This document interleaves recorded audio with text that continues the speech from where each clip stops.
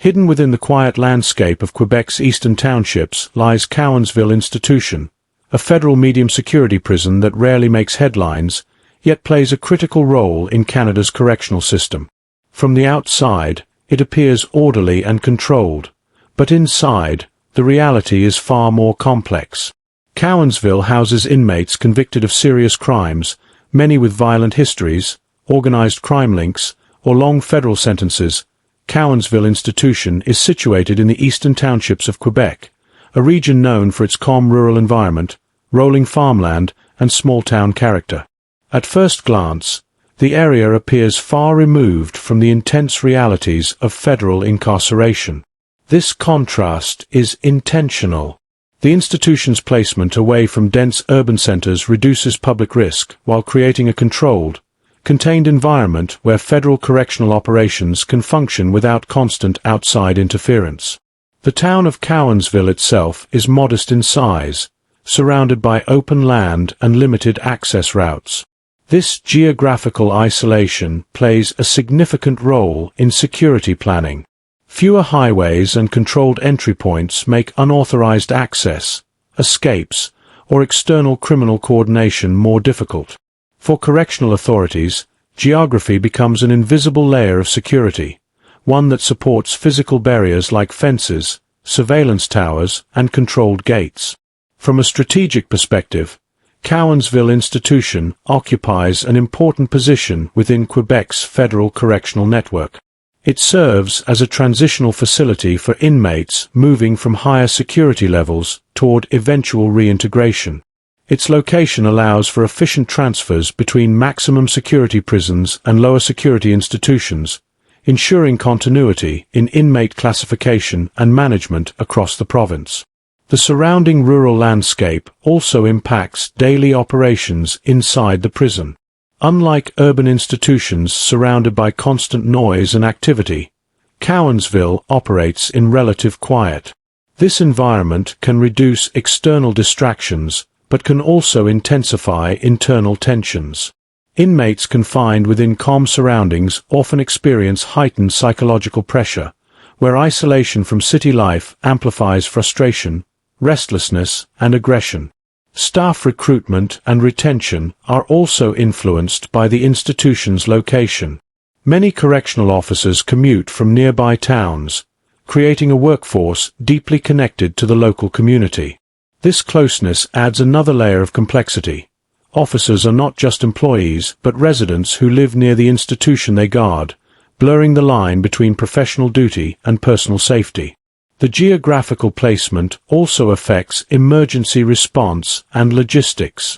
Medical evacuations, riot control reinforcements, and specialized response units require careful coordination due to the institution's distance from major urban centers. This reality forces Cowansville to maintain a high level of internal preparedness, as immediate external assistance may not always be available. Weather and seasonal conditions in Quebec further shape the institution's strategic planning. Harsh winters, heavy snowfall, and limited daylight hours affect patrol routines, visibility, and movement schedules. These environmental factors can increase security risks, while simultaneously creating operational challenges for staff tasked with maintaining constant vigilance. Ultimately, Cowansville Institution's geographic location is not accidental. It is a calculated decision that supports containment, control, and correctional strategy. The land, the distance, and the quiet all serve a purpose, shaping how authority is enforced, how inmates are managed, and how daily life unfolds within the prison's perimeter. Cowansville Institution is officially classified as a medium-security federal prison, a designation that defines nearly every aspect of life inside its walls. Unlike maximum security facilities designed for constant lockdown and extreme isolation, medium security institutions operate on controlled movement, structured freedom, and calculated risk. This classification places Cowansville in a complex middle ground, neither fully restrictive nor truly open, where balance is critical and mistakes can carry serious consequences. In a medium security setting, inmates are generally housed in shared units rather than single-cell isolation. They are permitted to move between areas such as living units, workshops, education blocks, and recreational spaces at scheduled times. This increased mobility is intended to prepare inmates for eventual reintegration into society, but it also creates opportunities for conflict, manipulation, and power struggles that staff must continuously monitor. Security at Cowansville relies less on physical isolation and more on behavioral control and intelligence-based supervision. Instead of constant lockdowns, correctional officers observe patterns, monitor relationships, and assess subtle changes in inmate behavior. This approach demands a high level of experience and situational awareness, as threats often emerge quietly rather than through open defiance. Medium security classification also means that inmates housed at Cowansville are considered capable of participating in programs and maintaining some level of self-discipline. However, many still carry histories of violence, gang involvement, or serious criminal behavior.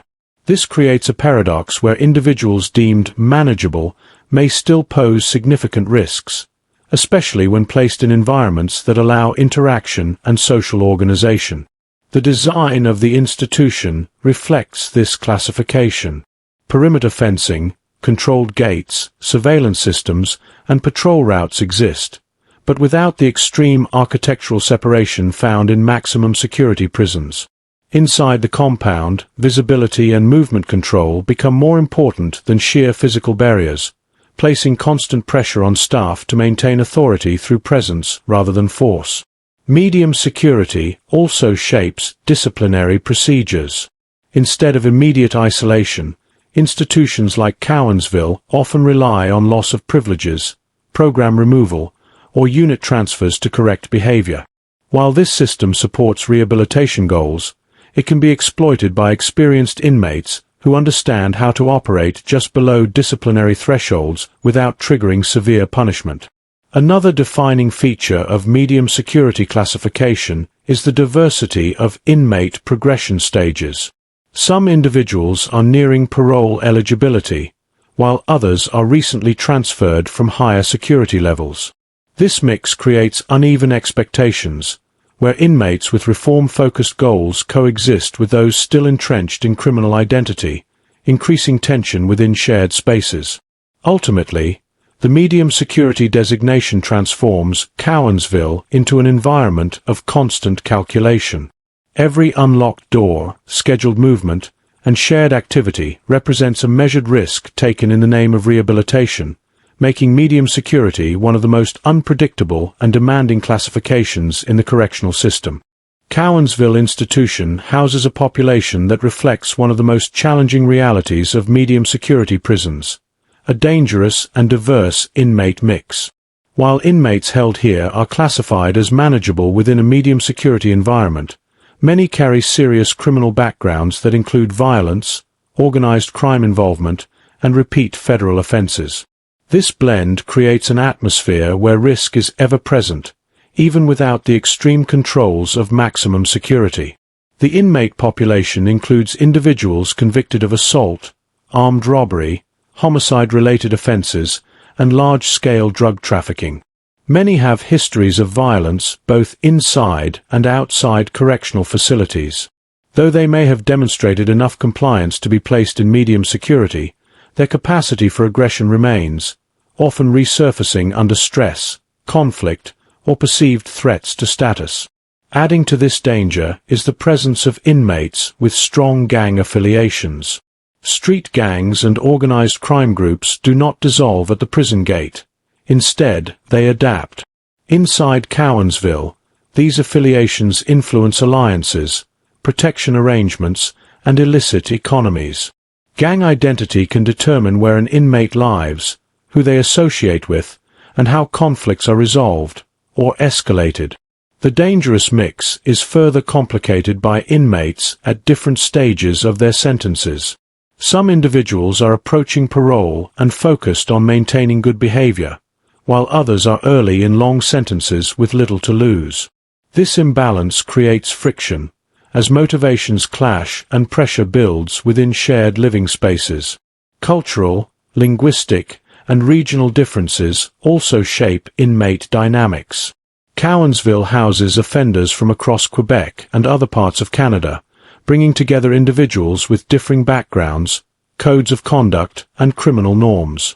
Misunderstandings or perceived disrespect can quickly evolve into confrontations in such an environment. Mental health and substance abuse issues are common within this population. Many inmates struggle with addiction, impulse control, or untreated psychological trauma. When combined with a dangerous inmate mix, these factors increase unpredictability, making conflict harder to anticipate and control. Correctional staff must constantly assess how this mix shifts over time.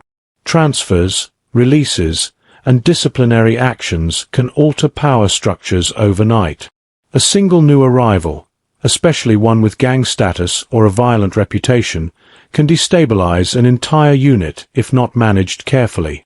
In this environment, danger does not always announce itself through open violence. Intimidation, manipulation, and silent threats are often more common than physical fights. The true risk of Cowansville's inmate mix lies in its complexity, where control depends not on walls alone, but on constant awareness of who holds influence inside the prison. The inmate population at Cowansville Institution carries deep psychological complexity shaped by years of criminal behavior, incarceration, and personal trauma. Many individuals arrive with long histories of exposure to violence, unstable family environments, and substance abuse, all of which influence how they think, react, and interact within the prison setting. These psychological layers make managing behavior far more challenging than simple rule enforcement. A significant number of inmates struggle with anger regulation and impulse control. In a medium-security environment where daily interaction is unavoidable, minor disputes over respect, territory, or routine can quickly escalate. For some inmates, aggression has become a learned survival strategy, deeply ingrained long before their incarceration and difficult to unlearn within prison walls. Mental health disorders are another major factor shaping inmate behavior.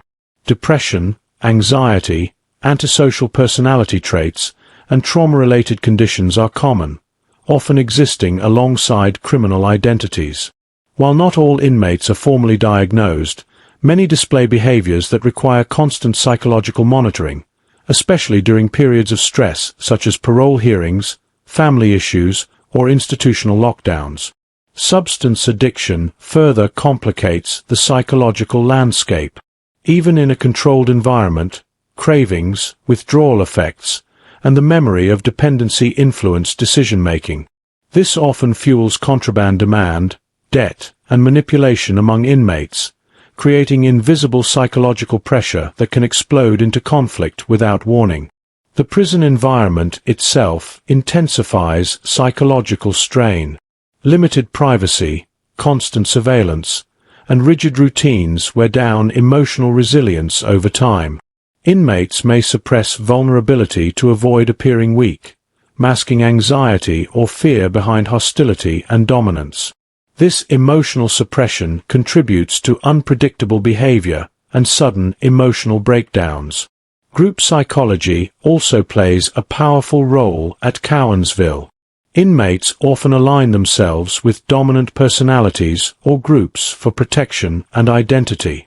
These group dynamics reinforce criminal thinking patterns, discourage cooperation with authorities, and amplify confrontational attitudes toward rival groups or individuals perceived as outsiders. Correctional psychologists and program facilitators work within tight constraints, balancing risk management with rehabilitation. Gaining inmate trust is difficult in an environment where suspicion is a survival tool. Even genuine attempts at counseling can be viewed as manipulation or weakness, limiting their effectiveness. Ultimately, the psychological complexity of inmates at Cowansville means that control cannot rely solely on physical security. Every interaction, decision, and routine carries psychological weight, making the institution a constant mental battleground where emotions, trauma, and survival instincts shape daily life behind the walls. Correctional officers at Cowansville Institution serve as the frontline force maintaining order within a medium-security environment defined by constant tension and calculated risk. Their role extends far beyond enforcing rules. They must read behavior, anticipate conflict, and manage relationships within an inmate population that is both dangerous and highly adaptive. Every shift requires vigilance, emotional control, and situational awareness. Unlike maximum security settings where physical barriers dominate, officers at Cowansville rely heavily on presence and authority. Walking the ranges, observing body language, and listening to tone and word choice become essential tools. A slight change in routine behavior, an unusual silence, altered group patterns, or heightened agitation can signal developing threats that must be addressed before they escalate. Communication is one of the most critical skills for correctional officers in this environment. Officers must assert authority while maintaining professionalism, often diffusing situations through verbal intervention rather than force. The ability to speak firmly without provocation, to listen without appearing weak, and to set boundaries without humiliation is central to maintaining control. Officers also act as intelligence collectors. Information gathered through observation, informal conversations, and pattern recognition helps identify gang movements, contraband activity, or brewing conflicts. This intelligence is often subtle and fragmented, requiring experience and teamwork to interpret accurately and act upon safely. The emotional demands placed on correctional officers are immense. Constant exposure to hostility, manipulation, and potential violence creates long-term stress. Officers must manage their own emotions while projecting calm authority, even when faced with threats, insults, or deliberate provocation designed to test their limits. Safety procedures are a daily reality. Officers routinely conduct counts, searches, escorts, and emergency responses, knowing that routine tasks can suddenly turn dangerous. Trust must be balanced with caution, as familiarity with inmates can improve communication but also increase vulnerability to manipulation. Team coordination is essential within Cowansville. Officers depend on one another during emergencies and rely on clear communication to maintain control during incidents. A breakdown in teamwork can rapidly compromise safety in a medium security setting where inmates move and interact regularly. Ultimately, correctional officers at Cowansville function as both guardians and managers of human behavior. Their role is defined by constant decision-making under pressure, where judgment, experience, and psychological insight are just as vital as physical security measures within the institution. Gang presence inside Cowansville Institution represents one of the most persistent and complex security challenges within a medium security environment. Although incarceration removes individuals from the streets, it does not erase criminal affiliations. Instead, gangs restructure themselves behind prison walls, adapting their methods to survive under surveillance while continuing to exert influence over inmate life.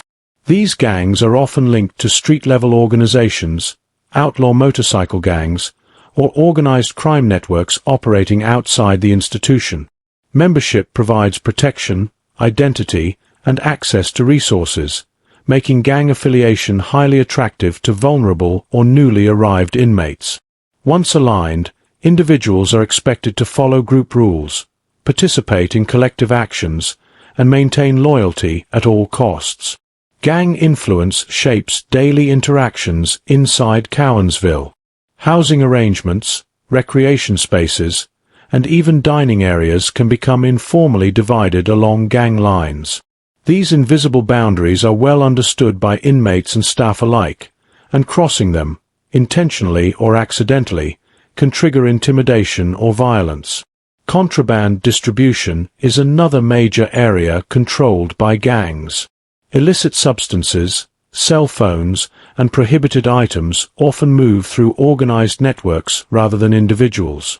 Gangs use debt, threats, and favors to maintain control, creating cycles of obligation that trap inmates deeper into criminal dependency while fueling internal conflict. Leadership structures within gangs are fluid but powerful. Senior members or individuals with outside connections often dictate behavior, enforce discipline, and coordinate responses to perceived threats. Orders may be subtle, communicated through coded language or gestures, making detection difficult for staff. Gang rivalry significantly increases institutional tension. Historical conflicts from the streets are carried inside, where confined space and constant proximity intensify hostility. Even minor incidents can escalate rapidly when they involve rival groups seeking dominance or retaliation. Correctional staff must continuously monitor gang dynamics through intelligence gathering and observation. Managing these influences requires careful inmate placement, strategic transfers, and constant reassessment of relationships, as a single change can disrupt fragile balances within housing units. The influence of gangs at Cowansville extends beyond physical violence. It shapes inmate psychology, reinforces criminal identity, and undermines rehabilitation efforts, turning the institution into a controlled environment where unseen power structures operate alongside official authority. Daily life at Cowansville Institution follows a strict routine designed to impose order within a medium-security environment. Each day begins with inmate counts, ensuring accountability before movement is permitted. Meals, work assignments, recreation, and programs are scheduled precisely, creating a predictable structure that helps staff maintain control while giving inmates a sense of stability within confinement. Inmates are assigned to various institutional jobs such as kitchen work, maintenance, cleaning, or workshops. These tasks are more than routine labor. They serve as behavioral assessments. Consistency, cooperation, and attitude are constantly evaluated, as job performance can influence privileges, security reviews, and parole considerations. Movement within the institution is regulated, but not entirely restricted. Inmates travel between living units, work areas, and program spaces under supervision. This controlled mobility increases interaction and social exposure, which can reduce isolation but also raises the risk of confrontation, manipulation, and territorial disputes. Recreation periods provide temporary relief from confinement but are also high-risk moments. Gyms and outdoor yards become places where alliances are displayed, dominance is tested, and unspoken rules are enforced. Staff presence is constant, as these open environments can shift rapidly from routine activity to violent incidents. Meals represent another point of tension. Seating arrangements, food access, and perceived favoritism can trigger disputes. For many inmates, meals are not just about nourishment but about respect and status, making dining areas emotionally charged spaces. Evenings often bring heightened stress. With programs completed and movement reduced, inmates return to their living units where boredom, anxiety, and unresolved conflicts surface. These quieter hours can become unpredictable, requiring officers to remain alert for subtle signs of brewing trouble. Communication with the outside world, through visits, phone calls, or letters, shapes daily emotional states. Positive contact can stabilize inmates, while denied visits or bad news from home can sharply increase frustration and aggression. Ultimately, daily life at Cowansville is defined by repetition under pressure. While routines create order, the constant proximity of individuals with violent histories ensures that every ordinary moment carries the potential for disruption beneath the surface. Rehabilitation and education programs at Cowansville Institution are designed to function within the controlled risk of a medium-security environment. These programs aim to address the behaviors and thinking patterns that led inmates into the criminal justice system, while preparing them for eventual reintegration into society. Participation is often encouraged but closely monitored, as progress in these areas directly influences security classification and parole decisions. Educational opportunities focus on improving basic literacy, numeracy, and vocational skills. Many inmates arrive with limited formal education, making these programs a foundational step toward employability after release. Classrooms inside Cowansville operate under strict supervision, balancing learning with security in spaces where individuals with dangerous histories interact. Substance abuse treatment is a central component of rehabilitation. Addiction has played a significant role in the criminal behavior of many inmates, and programs aim to confront dependency, denial, and relapse patterns. Group sessions encourage accountability, though trust remains fragile in an environment where vulnerability can be exploited. Behavioral intervention programs target anger management, impulse control, and criminal thinking. These sessions challenge inmates to recognize how distorted beliefs, entitlement, and aggression shape their actions. Progress is gradual, often disrupted by institutional stress, peer pressure, or resistance to authority. Psychological counseling is available for inmates with identified mental health needs, though resources are limited. Counselors work within strict time frames, attempting to stabilize behavior and reduce risk rather than provide long-term therapy. Even small improvements can significantly affect institutional safety. Cultural and spiritual programs also play a role in rehabilitation. Chaplaincy services and cultural support groups offer inmates a sense of identity beyond criminal affiliation, providing emotional grounding in an otherwise hostile environment. Participation in programs is not always genuine. Some inmates attend primarily to improve their institutional record, while others resist entirely. Staff must continuously assess motivation, sincerity, and behavioral change to distinguish real progress from strategic compliance.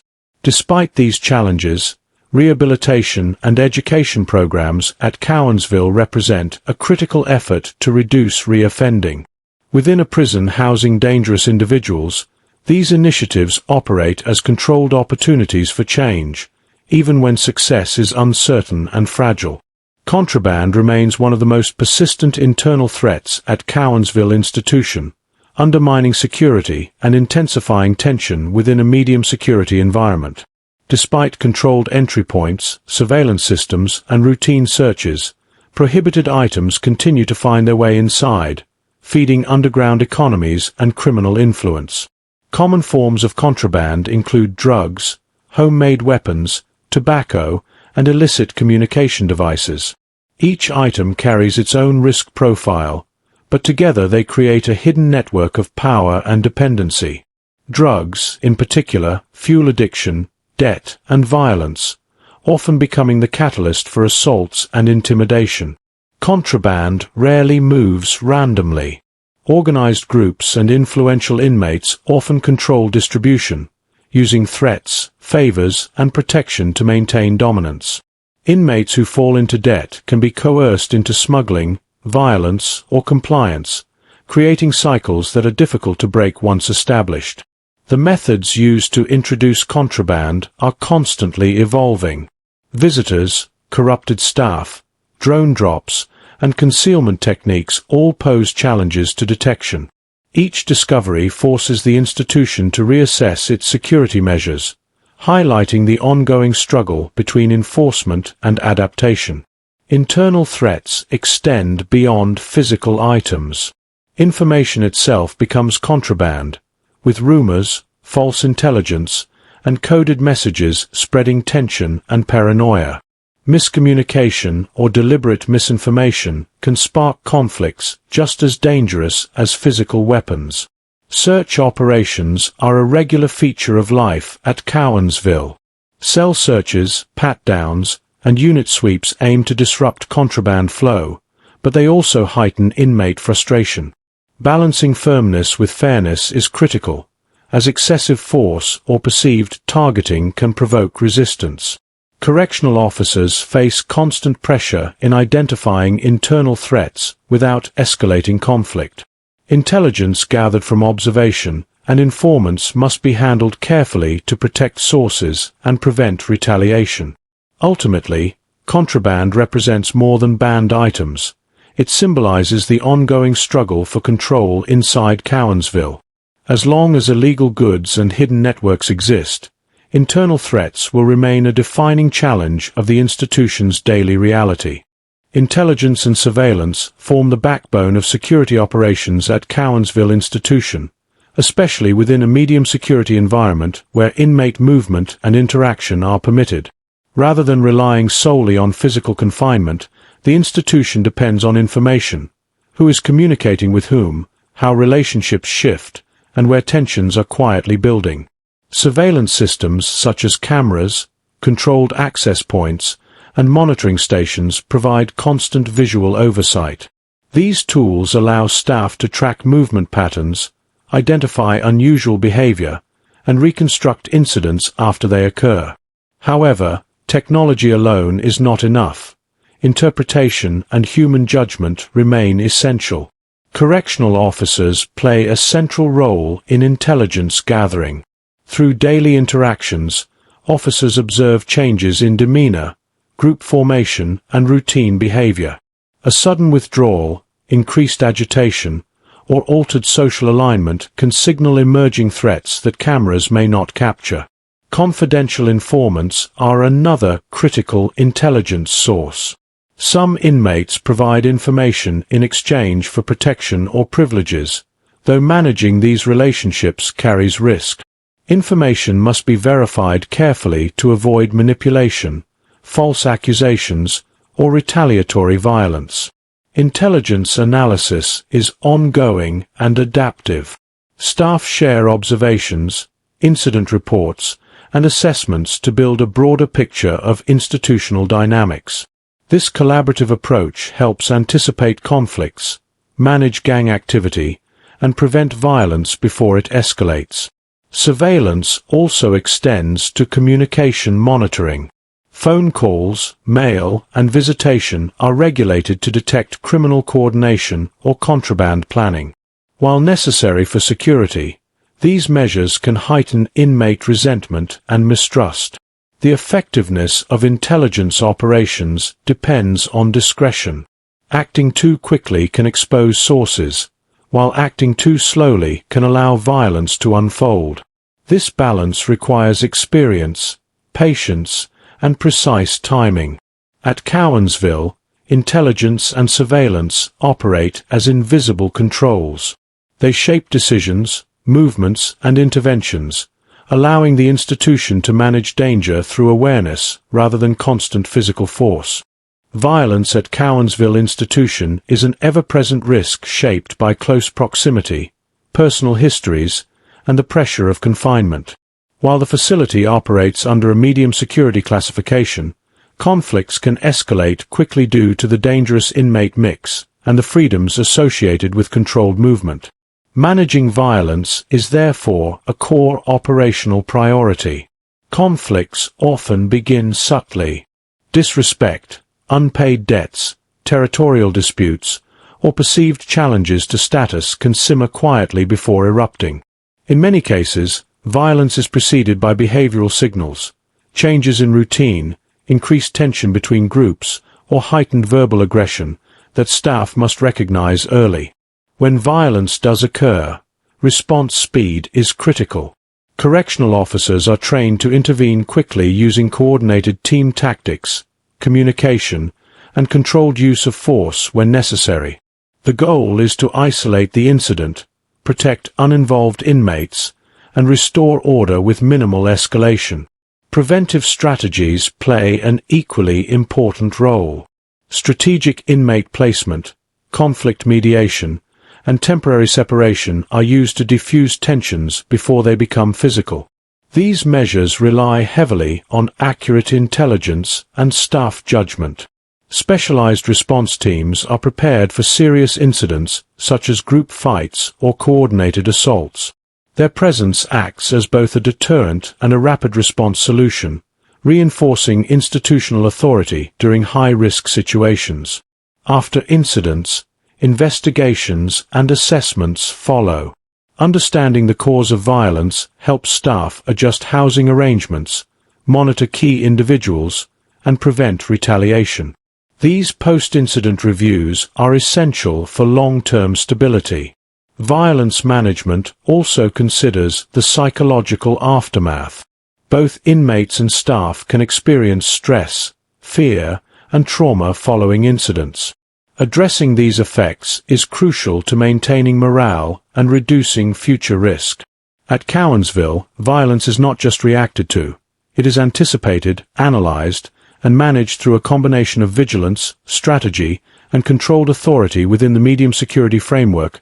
Within Cowansville Institution, an informal inmate hierarchy operates alongside official authority, shaping daily life in ways that are often invisible to outsiders. This power structure is built on reputation, criminal background, physical presence, gang affiliation, and access to resources, creating an internal order that inmates quickly learn to navigate. Certain individuals rise to influence due to their past criminal status, connections to organized crime, or demonstrated willingness to use violence. These inmates often act as decision-makers within their groups, enforcing rules and resolving disputes according to unofficial codes. Their authority is rarely declared openly, but it is widely recognized among the population. Newly arrived or vulnerable inmates are often positioned at the bottom of this hierarchy. Without protection or status, they may be pressured into alliances, exploited for labor, or coerced into contraband activities. Survival often depends on choosing the right associations quickly. Power is also maintained through control of resources. Access to contraband, desirable jobs, or protection can elevate an inmate's standing. Those who control these resources gain leverage, using debt and obligation to reinforce their dominance. Hierarchy influences movement and space. Seating arrangements, recreational areas, and even shower times can reflect unspoken rankings. Violating these norms, intentionally or not, can provoke retaliation, making awareness of hierarchy essential for inmate survival. Correctional staff must understand these dynamics without legitimizing them. Ignoring inmate hierarchies can allow abuse to flourish, while overt interference can destabilize fragile balances and trigger violence. Hierarchy is not static. Transfers, disciplinary actions, or the arrival of influential inmates can rapidly shift power structures, requiring constant reassessment by staff. At Cowansville, inmate hierarchy functions as a parallel system of control, shaping behavior, enforcing order, and often complicating official efforts to maintain security and rehabilitation. Expanded key point number 13. Staff safety and mental pressure. Staff safety at Cowansville Institution extends far beyond physical protection. It encompasses the constant mental pressure of working in an environment where risk is unpredictable and ever-present. Correctional officers and support staff operate with the understanding that routine tasks, counts, escorts, searches, can escalate without warning. This awareness creates a continuous state of alertness that follows them throughout each shift. The mental strain of vigilance is significant. Officers must remain observant while managing multiple personalities, potential threats, and shifting inmate dynamics. Fatigue, stress, and emotional suppression become part of daily life, as showing vulnerability can compromise authority or personal safety. Over time, this sustained pressure can affect decision-making and overall well-being. Interpersonal interactions add another layer of complexity. Staff are frequently subjected to manipulation, verbal abuse, and intimidation designed to test boundaries. Maintaining professionalism while resisting provocation requires emotional resilience and disciplined self-control. Support systems within the institution are critical. Team cohesion, clear communication, and trust among colleagues help mitigate stress and enhance safety during incidents. Knowing that backup is reliable allows staff to act decisively when situations escalate. The impact of the work often extends beyond the prison walls. Staff may carry anxiety into their personal lives, especially when living near the institution. The overlap between professional duty and community presence can heighten concerns for personal and family safety. Training and preparedness play a vital role in managing mental pressure. Regular drills, scenario planning, and mental health resources help staff cope with the demands of the environment and recover from critical incidents. At Cowansville, staff safety is a dynamic balance of physical readiness and psychological endurance. Protecting those who manage dangerous populations requires acknowledging the mental toll of the role and providing the tools to withstand it. Preparation for reintegration at Cowansville Institution begins long before an inmate's release date approaches. As a medium-security facility, Cowansville plays a transitional role in the federal correctional system, housing individuals who are gradually being assessed for their ability to function outside strict confinement. Every action, program, and behavioral record contributes to determining whether an inmate is ready for life beyond prison walls. Case management is central to this process. Correctional staff, parole officers, and program facilitators work together to evaluate inmate progress, risk level, and personal development. These assessments focus not only on rule compliance, but also on attitude, accountability, and the ability to manage conflict without violence. Employment readiness is a key component of reintegration planning. Institutional work assignments and vocational training are designed to simulate responsibility and routine. Inmates are evaluated on punctuality, cooperation, and work ethic, traits considered essential for lawful employment after release. Behavioral programs also feed directly into reintegration preparation. Anger management, substance abuse treatment, and cognitive skills training aim to reduce the likelihood of reoffending. However, applying these lessons within the pressure of prison life is often the first real test of their effectiveness. Family and community ties are closely examined. Positive support networks can significantly reduce recidivism, while unstable or criminal connections raise red flags. Visits, communication history, and release plans are reviewed to assess whether an inmate has a realistic foundation for reintegration. Parole readiness creates psychological pressure among inmates. Those nearing eligibility often experience heightened stress, knowing that a single incident can delay release. This tension can either motivate compliance or trigger anxiety-driven behavior, requiring careful monitoring by staff. Reintegration preparation is not a guarantee of success. Some inmates comply strategically without internal change, while others struggle to adapt despite genuine effort. Distinguishing between the two is one of the most difficult challenges faced by correctional professionals. At Cowansville, reintegration is treated as a gradual, controlled process, one that balances hope for change with the responsibility to protect public safety in a system where mistakes carry serious consequences. Cowansville Institution occupies a significant position within Canada's federal correctional framework, serving as a critical link between high-risk containment and community reintegration. As a medium-security facility, it represents the system's attempt to manage serious offenders without relying solely on extreme isolation, reflecting broader correctional philosophies focused on structured control and gradual reform. Within Quebec's correctional landscape, Cowansville functions as a stabilizing institution. It absorbs inmates transferred from maximum security prisons who have shown some capacity for behavioral control, while also preparing others for movement into lower security environments. This dual function places Cowansville at the center of inmate progression across security levels. The institution also reflects national correctional priorities set by Correctional Service Canada. Emphasis on risk assessment, behavioral programming, and parole readiness is implemented daily within Cowansville's operations. Policies developed at the federal level are tested in real conditions where dangerous individuals interact under controlled freedom. Cowansville contributes to public safety beyond its perimeter. By managing high-risk offenders within a structured medium security setting, the institution reduces pressure on maximum security facilities and supports a more flexible correctional system capable of responding to individual risk levels. The prison also plays a role in shaping correctional data and policy evaluation. Incident reports, program outcomes, and recidivism patterns from institutions like Cowansville influence future decisions on inmate management, rehabilitation strategies, and resource allocation across Canada.